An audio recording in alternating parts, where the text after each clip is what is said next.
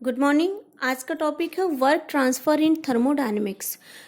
Thermodynamics में work कैसे transfer होती है, तो जो वर्क होती है वो टू वेज में ट्रांसफ़र होती है, या तो वर्क ट्रांसफ़र हो या फिर हीट ट्रांसफ़र हो। थर्मोडायनेमिक्स में जो वर्क होता है, अब वर्क क्या है? A close system and is surrounding can interact in two ways. कोई क्लोज सिस्टम है और उसका सराउंडिंग से जो इंटरेक्शन होता है वो टू वेज में होता है, या तो वर्क ट्रांसफर के वेज में हो या फिर वो हीट ट्रांसफर के वेज में हो, लेकिन उसका इंटरेक्शन क्लोज सिस्टम का सराउंडिंग के साथ होगा। ठीक है। अगर किसी भी क्लोज सिस्टम का इंटरेक्शन सराउंडिंग के साथ नहीं हो रहा है तो वहाँ पे वर्क नहीं हो रहा है। अब आता है वर्क ट्रांसफर।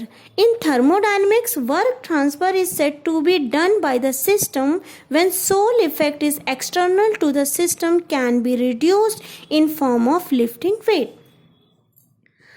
सपोज हमारे पास कोई सिस्टम बी है, ओके, और इस सिस्टम बी से हमने यहाँ पे कोई मोटर लगा दिया, मोटर, ओके, और इस मोटर से हमने कोई फैन कनेक्ट कर दिया और यहाँ पे हमने एक बाउंड्री लगा दी।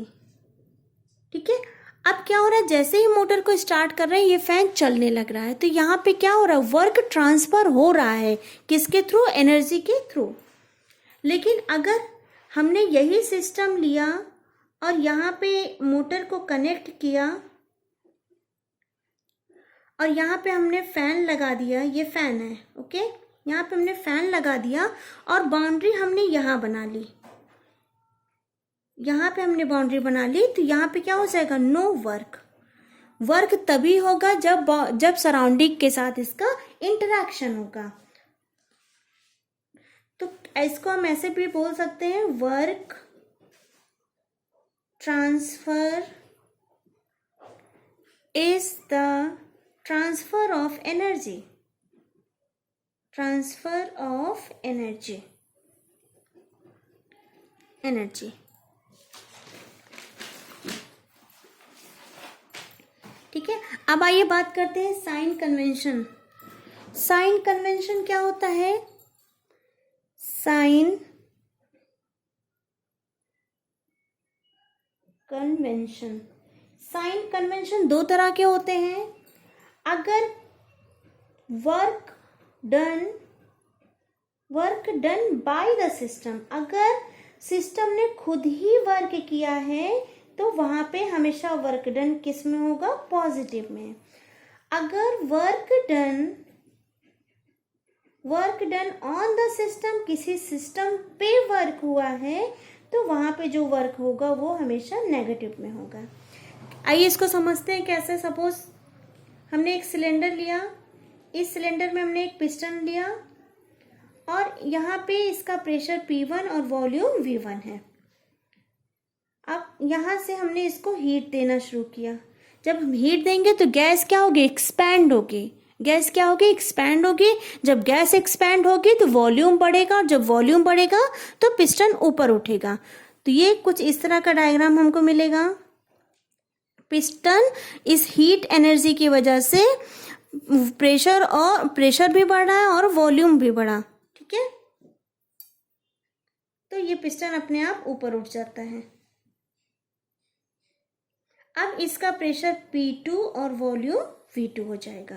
तो यहाँ पे क्या हो रहा है? गैस का एक्सपेंशन हो रहा है। तो जहाँ पे एक्सपेंशन होगा, जो फिनोमेना एक्सपेंशन से रिलेट होगी, वो क्या होगा? वहाँ पे पॉजिटिव वर्क डन। अब आइए दूसरा एग्जाम्पल। सपोज हमारे पास एक पिस्टन है, सिलेंडर है, इसमें ये पिस्टन है, इसका प्रेशर P1 है, वॉल्यूम V1 है। हमने ऊपर से प्रेशर डालना शुरू किया। Work done on the system यहाँ पे हो रहा है।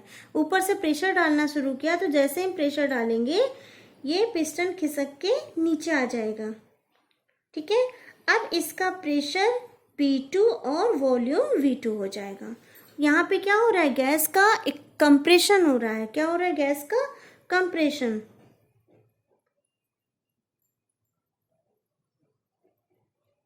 कंप्रेशन। तो यहाँ पे work done on the system हो रहा है, इसलिए वर्क डन क्या हो जाएगा? Negative work done. ओके। अब आइए कुछ और चीजें समझते हैं।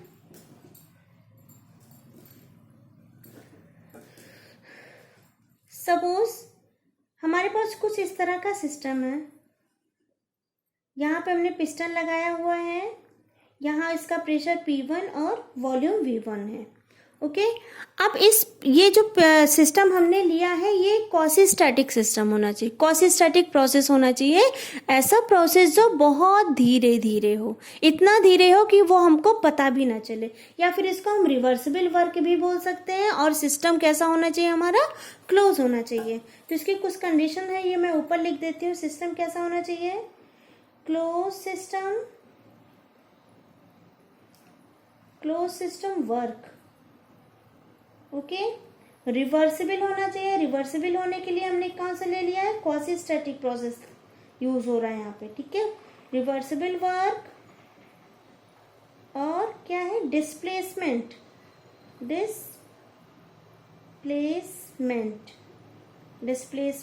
वर्क, या फिर इसको हम PDV वर्क भी बोल सकते हैं। हमें यहाँ PDV वर्क के बारे में जानना है। तो हमने एक क्लोज सिस्टम लिया है जिसका प्रेशर P1 और वॉल्यूम V1 है। अब क्योंकि ये रिवर्सिबल या क्वासी स्टैटिक लेना है तो हमने यहाँ पे छोटे छोटे क्या लगा दिए, स्टॉपर्स। ठीक है, अब जैसे हम ये वाला स्टॉपर हटाएंगे पिस्टन यहाँ खिसक आएगा, फिर ये स्टॉपर हटाएंगे तो पिस्टन यहाँ खिसक आएगा, फिर स्टॉपर हटाएंगे तो पिस्टन यहाँ खिसक आएगा। मतलब पिस्टन को खिसकाने के लिए हम एक एक स्टॉपर हटाते जाएंगे। तो एक टाइम ऐसा आएगा, ये सिस्टम हमको कुछ इस तरह मिलेगा। ये सिस्टम हमको कुछ इस तरह मिलेगा, P1 V1। ओके, तो यहाँ पे क्या हो रहा है, यहाँ पे एक्सपेंशन हो रहा है। तो वर्क डन क्या हो जाएगा, पॉजिटिव वर्क डन। अगर हम प्रेशर और वॉल्यूम में ग्राफ बनाएं, प्रेशर और वॉल्यूम के बीच ग्राफ बनाएं, ये प्रेशर है, ये वॉल्यूम है। ठीक है, मान लो इनिशियल स्टेट पे प्रेशर P1 कहीं यहाँ पे था। ठीक है, अब धीरे धीरे क्या हो रहा है, प्रेशर क्या हो रहा है, रिड्यूस हो रहा है। यहाँ पे मैंने कुछ गलत बताया था क्या, यहाँ पे, हाँ बेटा, यहाँ पे वॉल्यूम बढ़ेगा तो प्रेशर क्या होगा, डिक्रीज होगा। ये थोड़ा सा इसको एक बार देख लीजिएगा, वॉल्यूम बढ़ेगा तो प्रेशर डिक्रीज होगा। अब यहाँ पे क्या हो रहा है, वॉल्यूम बढ़ रहा है और प्रेशर क्या हो रहा है, घट रहा है। ठीक है, तो इनिशियल स्टेट पे प्रेशर यहाँ पे है और फाइनल स्टेट पे ये P2 है।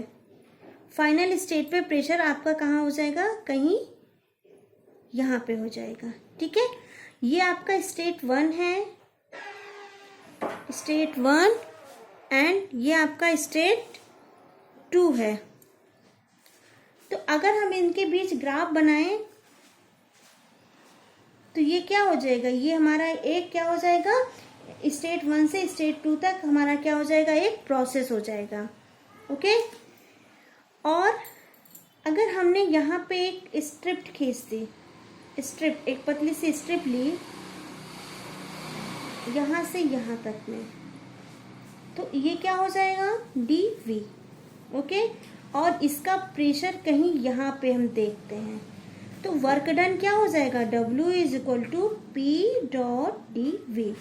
क्योंकि ये प्रोसेस 1 से 2 में हो रहा है, इसलिए हम इसको क्या लिख सकते हैं, इंटीग्रेट लगा के लिख सकते हैं। इंटीग्रेट लगा के क्या करते हैं, 1 से 2।